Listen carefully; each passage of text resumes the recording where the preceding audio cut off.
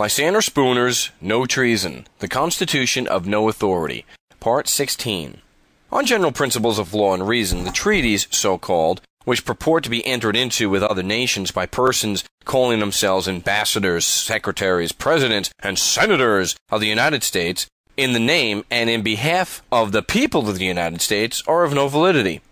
These so-called ambassadors, secretaries, presidents, and senators, who claim to be the agents of the people of the United States for making these treaties, can show no open, written, or other authentic evidence that either the whole people of the United States or any other open, avowed, responsible body of men calling themselves by that name ever authorized these pretended ambassadors and others to make treaties in the name of or binding upon any one of the people of the United States, or any other open, avowed, responsible body of men calling themselves by that name, ever authorized these pretended ambassadors, secretaries, and others, in their name and behalf, to recognize certain other persons calling themselves emperors, kings, queens, and the like, as the rightful rulers, sovereigns, masters, or representatives of the different peoples whom they assume to govern, to represent, and to bind.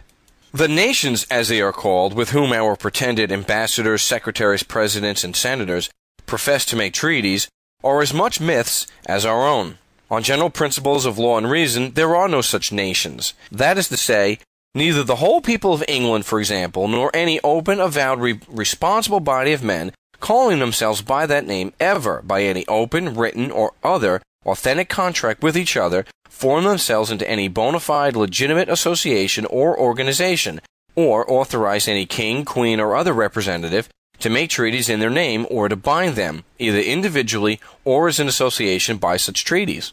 Our pretended treaties, then, being made with no legitimate or bona fide nations or representatives of nations, and being made, on our part, by persons who have no legitimate authority to act for us, have intrinsically no more validity than a pretended treaty made by the man in the moon with the king of the Pleiades.